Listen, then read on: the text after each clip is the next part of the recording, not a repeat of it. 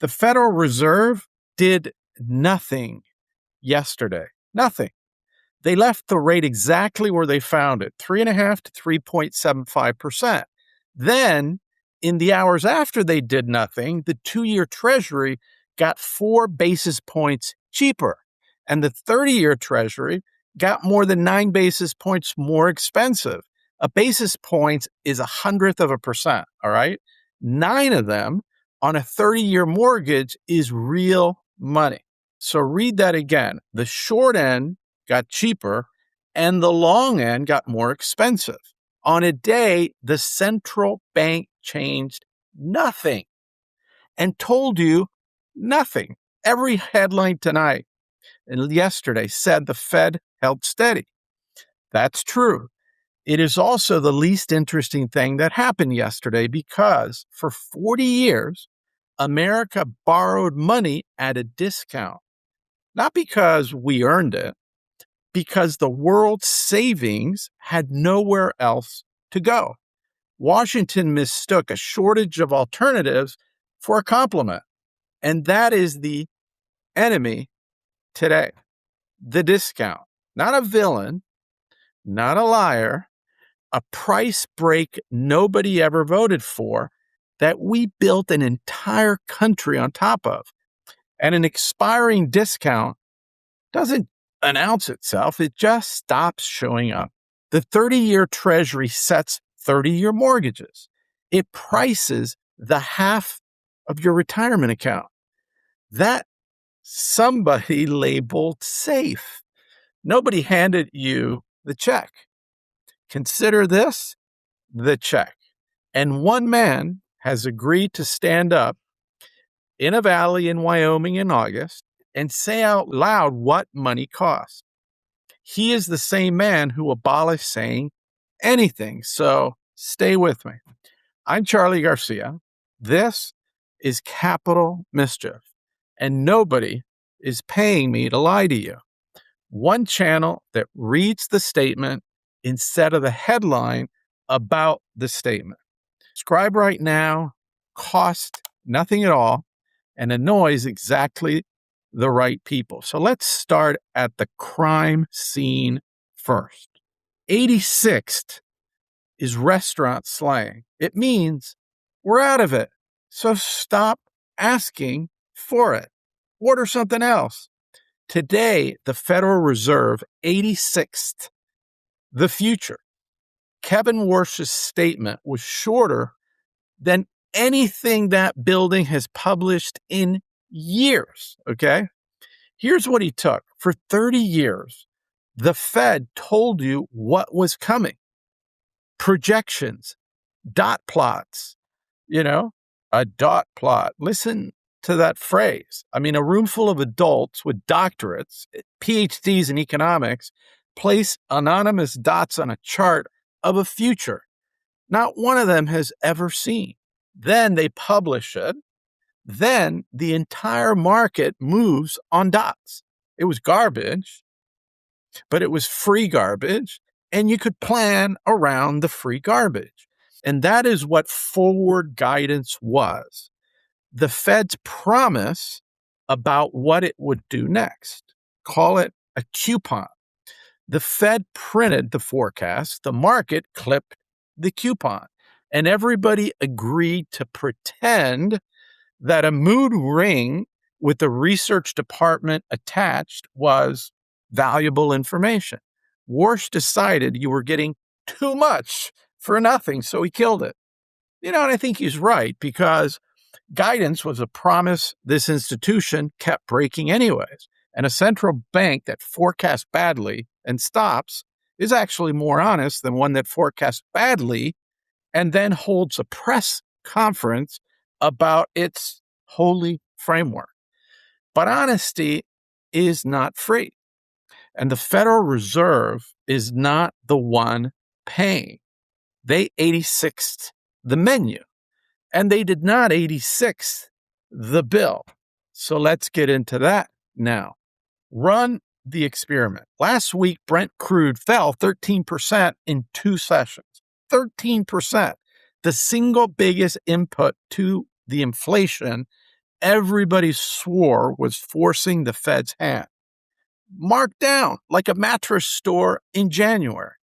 And what about the 10-year Treasury? Fell 4 basis points. In any other field, you move the input 13%, you watch the output move 0.04%, and you call the hypothesis dead. In finance, I guess we call it a Tuesday, and the same people come back on Wednesday to explain the next one. Then, a few nights ago, missiles flew at American base in Jordan. And last night, we started again. So, crude took a little break before Asia opened. So now, we've run it in both directions. Inside of 72 hours, premium off, premium on, the war is the light switch. Somebody keeps flipping it. And the room stays exactly as dark. So here's what the experiment proves. The price of long money did not respond to the switch. It only travels in one direction, which means the long end of this market has stopped pricing inflation. And I've been saying this for a long time. It's pricing the borrower.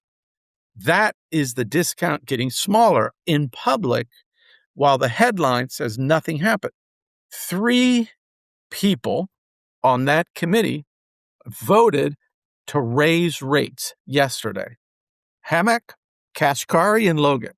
Now, here's the part that did not make your evening news last night. Not one of them argued about the inflation print. Not one. They argued about Fed credibility, about independence, about whether a promise from this institution is any good anymore. Sit with that. 3 officials of the Federal Reserve voted to make your money more expensive, not because prices are too high, but because they're worried that nobody believes the borrower. That's not a debate about inflation. That's a debate about whether the discount actually survives. And it is the only debate that has ever mattered in a system where money is a promise, and it is the one debate that building hates to hold with the microphones on. All right? Today they held it. 3 votes on the record. Quick pause, okay? Every number I've said so far is in the statement or the filings. The written version, with every source, every chart, the hyperlinks, is on my Substack. QR code on the screen. Point your phone at it, look at it. The receipts don't fit in a video, but they do fit in your inbox. And if you haven't subscribed to this channel on YouTube, do it now, okay? Costs you nothing. So, Lawyer Minute, while you scan, everything here is my opinion, my money. It's not investment advice. I'm not your investment advisor, so do your own work, okay? Now, you've seen what the silence cost in Washington. Now, the lender who never says anything at all, we need to talk about him right now. Gets interesting. Everybody spent yesterday watching Washington. The decision that reached your account actually lands tonight out of Tokyo while New York sleeps. Actually, Friday morning in Tokyo, Thursday night, tonight here. And what happened is that in June, the Bank of Japan raised rates to 1%, highest since 1995. And the textbook says a rate hike lifts the currency. Instead, the yen fell to a 40-year low, near 164 to the dollar. When reality stops following the textbook left out an entire chapter. Japan's missing chapter is called debt. Japan owes more against the size of its economy than any rich country on the planet. The interest bill alone eats about a quarter of the national budget, and the government just penciled in a 3% borrowing cost up from 2%. You cannot defend a currency with expensive money when the interest bill is already eating your budget. So the currency actually becomes the pressure valve. Japan is not choosing to sink the yen. Japan is getting evicted by actual arithmetic. And in February, a new prime minister, Sanai Takachi, won a supermajority and opened the spending taps, including a pledge to suspend the sales tax on food. Big spending into a jittery bond market is like lighting a match to check if the gas leak is real. Now, skip the headline about Japan dumping American bonds. It never sold the bond. Japan is still the largest foreign holder of United States government debt, about $1.19 trillion, flat as a parking lot. And here is your enemy again, because in December, Japan flipped from net buyer of foreign bonds to a net seller. By February, it was selling at the fastest monthly pace since 2024. So Japan did not dump anything. Japan just stopped showing up. And remember that for 40 years, Japanese savings funded the American discount. They sold us cars, gadgets, collected our dollars, and loaned the dollars right back. They were our sugar daddy. That trade is dying for one boring reason. Japan pays now much more. Their own 30-year bond yields nearly 4% in their own money, no currency risk. So the marginal dollar that funded this country for 40 years is going home to look after its own retirees. And it's not issuing a press release about it, not a fire sale, a drift, which is actually worse because you never see it on any single day. You do not own Japanese bonds. You almost certainly own American ones, probably without even knowing it. The safe slice of your target date fund, the part that is supposed to cushion the ride, is stuffed right now with the United States Treasuries. So do the arithmetic out loud. The largest foreign buyer backs away. Washington is buying more than ever, but there's fewer buyers, more bonds. So what happens? Long rates go up. And when rates go up, the price of bonds you already own goes down. That's not a theory. That's 2022. Stocks and bonds fell together. The worst year for American bonds in a generation. Some long-term treasury funds lost close to a third of their value. The airbag became the crash. One word, and then I'll stop. Duration. Duration measures how far your bond fund drops when rates rise. That's all it is. The fall distance. A long-term treasury fund can take a deep loss on a move that barely scratches a short-term fund. If you are near retirement and your safe money is sitting in long bonds, that is worth knowing before the move, not after. And your stocks are exposed, by the way, to the same nail. The AI names leading this market are the most rate-sensitive things that you own because their profits sit furthest away in the future. Both sides of the account can go down on the same day for the same reason. There's one consolation prize. Cash finally pays. Short-term treasuries and money funds yield roughly 4%. So waiting is a paid position now instead of money left on the table. So meanwhile, the 30-year sits above 5.19, higher than where it opened. On a day, nothing happened. That's the number that sets 30-year mortgages. They took the menu away, but the kitchen still charges. And now The price is whatever the room decides, and the gratuity is mandatory. No joke. So look at what we collected today. The Fed changed nothing, and the 30-year got more than 9 basis points more expensive. Oil fell 13%, and the 10-year moved 4 basis points. Japan has not sold one bond, and the biggest lender this country has is already walking out the door.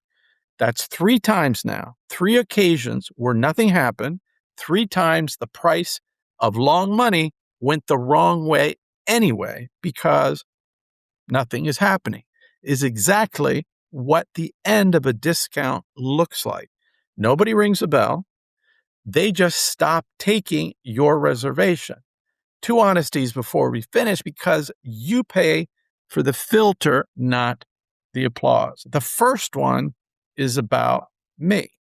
I published today, hours before the decision. I said the vote would carry 2 to 4 dissents. It carried 3. And I gave real airtime to a desk calling for a hike today. There was no hike. So you can grade me on both. And the second is about Japan. Japan has not sold off its treasury holdings. No treasury auction has failed. And folks have predicted a Japanese debt reckoning for about 30 years and been wrong every single time. One central bank meeting almost never breaks anything. And I'm not telling you the ceiling comes down on Thursday or next week. I'm telling you that the direction is set. And this week is a live stream of it. Oh, let me tell you one more thing. The man who abolished the forecast has 3 days booked in August. Jackson Hole, Wyoming, August 27 to 29.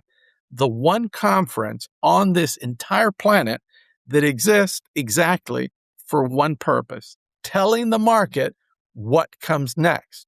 But he took away the projections. He shortened the statement to nothing. And then he agreed to stand up in a valley for 3 days in front of every central banker alive. The next meeting is September 15 and 16, which means Wyoming in August is now the only forward guidance on the entire calendar because he abolished the other kind. So the only question left on the schedule is what a man says about the future after building a career on refusing to describe it. He has 3 days and no statement to hide behind. What the hell is he going to say?